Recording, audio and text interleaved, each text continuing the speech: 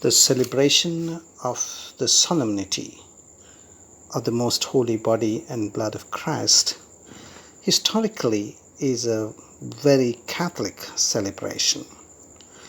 My dear friends, for most of us, being Catholic, for an ordinary sense of the word, it is to be part of the institution of the Catholic Church, which means you have received the sacrament of baptism and received other sacraments, you practice the faith in the Catholic institution. But the word Catholic has another deeper meaning. Ilia Delio, one of our contemporary theologians, writing in her book, Making All Things New, she draws from the etymological meaning of the Greek word, which is the origin for the English word Catholic. Now there, she makes a distinction between what it means to be Catholic or belonging to Catholicism, and says there is another dimension to that, that is, to be having Catholicity. So Catholicity, the English word, comes from the Greek word katholikos. Now, what does it mean to say katholikos? In Greek language, katholikos means you become an individual who is very much orientated towards wholeness, someone who is geared to seek wholeness or live in wholeness. What does it mean? It means to be in union with God's creation.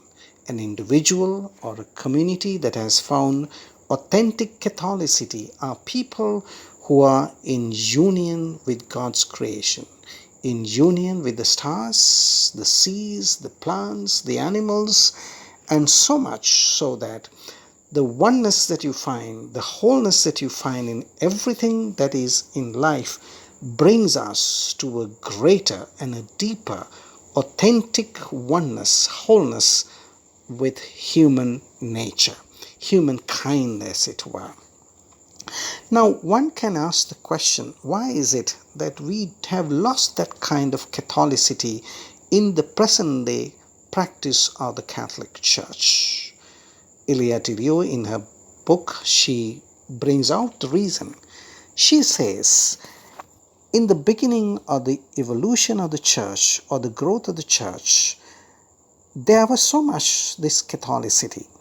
But somewhere around the 12th century, because of the influence of Cistercian spirituality, where the emphasis changed from seeking wholeness with the entire creation to a personal relationship with Jesus as the starting point of my individual union with God. So from that time onwards, Ilia Delio continues to say that we have lost that sense of Catholicity where the sacrament of the body and blood of Christ has to be grounded or contextualized. Now, let us come to the real problems of our time with the sacrament of Eucharist. Bishop Robert Barron, another contemporary theologian in the United States, in writing one of his books on the whole question of the real presence, the mystery of real presence in the Eucharist, he draws from one of the surveys done in the United States among the Catholic population. And he admits that the finding was that 70% of the believers or the members of the Catholic Church who are called to be living that Catholicity or Catholic wholeness seeking, as it were, do not have strong belief in the real presence. So he admits that there is something that is not right with our own experience or the depth of the understanding of the sacrament of Eucharist. Now, my dear friends, you can ask yourself, we can ask ourselves, does the Holy Eucharist, the celebration of the body and blood of Christ in the sacrament of Eucharist, does it transform you? Does it transform me? Has it done what it is called to be doing with our lives. Now, today, when you read the gospel passage from John chapter 6, verses 51 to 58, we can see that Jesus is speaking to his disciples from the mindset of an authentic Catholicity that Ilia Delio talks about. There you can see that in chapter 6, verses 55, Jesus says something that is very much grounded and embodied. What he says there is, "My flesh is real food, and my blood is truly drink. Those who eat my flesh and drink my blood live in me, and I in them."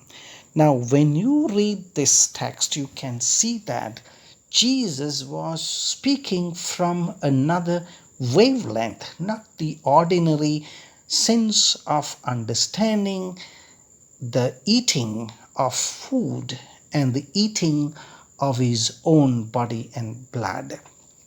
So much so that his understanding his entire Catholicity, or the framework or the mindset of wholeness, made him become even misunderstood by his own disciples and those who were around him. If you go on in the passage, John chapter 6, verses 66, it is said that many have left him because of what he was talking about. They just could not understand his own mind. Perhaps they thought he's out of his mind. But then again, he asks his own disciples also, "Do you want to leave me as well?"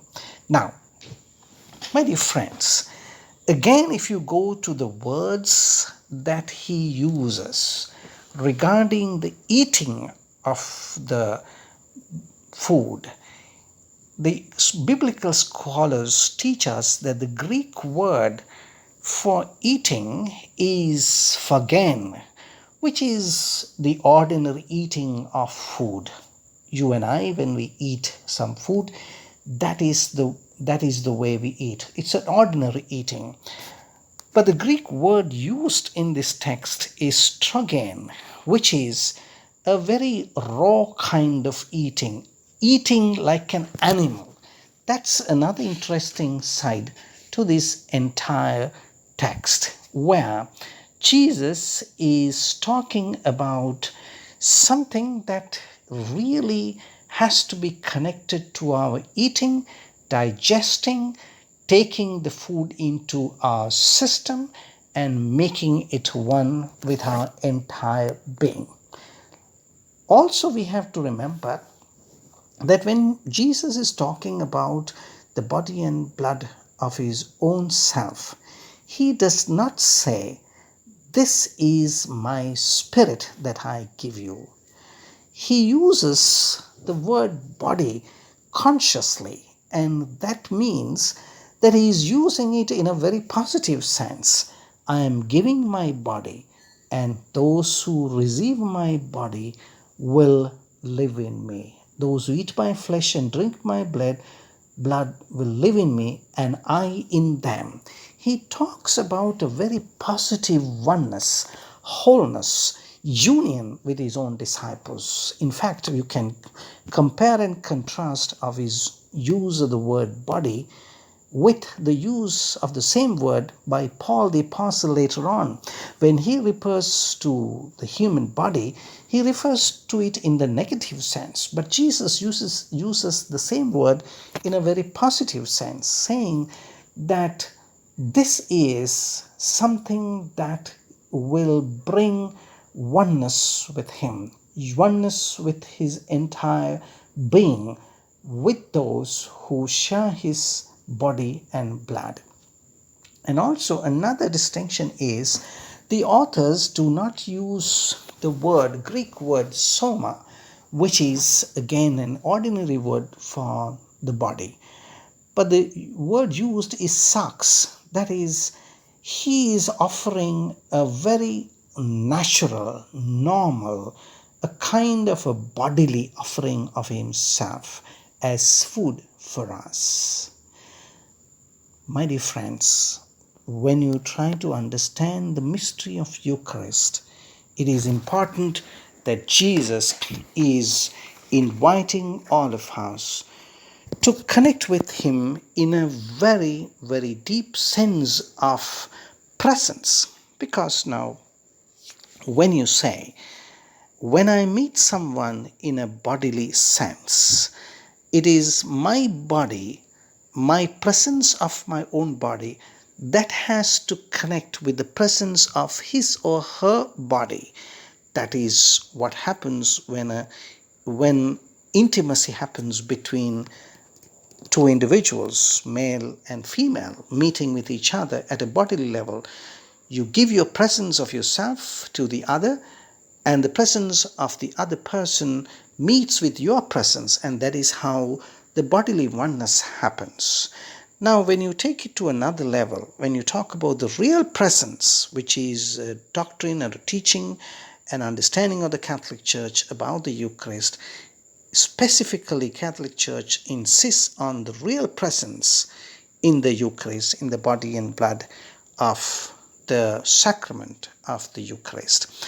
There, again, it invites us to a real presence. What is this real presence? Am I really present to the entire cosmos that God has created? Am I really present to the entire body that is to be found with everyone that is living in this world? The political realities, the psychological realities, the spiritual realities, the religious structures, the economic structures, everything that confronts and engulfs the human nature, humankind, human reality has to be encountered by me in my union or seeking wholeness with this sacrament of Eucharist. When you take, on the other hand, the whole question of the blood that Jesus offers, we need to contextualize the understanding of blood also in the Old Testament. We know it very clearly in the Old Testament mindset. The drinking of blood was a forbidden ritual. It was something that was not to be done. But Jesus talks about giving his own blood. In a way, blood implies the entire experiences of suffering in the entire humankind. Now, Jesus invites all of us to be one with the entire reality, the political, religious upheavals, injustices, shedding of innocent blood, shedding of people in inhuman ways, shedding of blood in every sense of human violations of human dignity. We are called to be one with entire realities of life. In this context, my dear friends, Father Richard Rowe, who is also writing his own ideas on the sacrament of Eucharist or the body and blood of Christ, he says Eucharist has to become a ritual that gives us a new universe for our own self. It does not have to be a ceremony that confirms status quo. Now, Eucharist in our liturgical celebration is so much a ceremony, not a ritual that transforms, that gives us a new world order, a new understanding of the human realities, a new understanding of the universe in the sense of Catholicity, which looks for wholeness in the entire creation of God.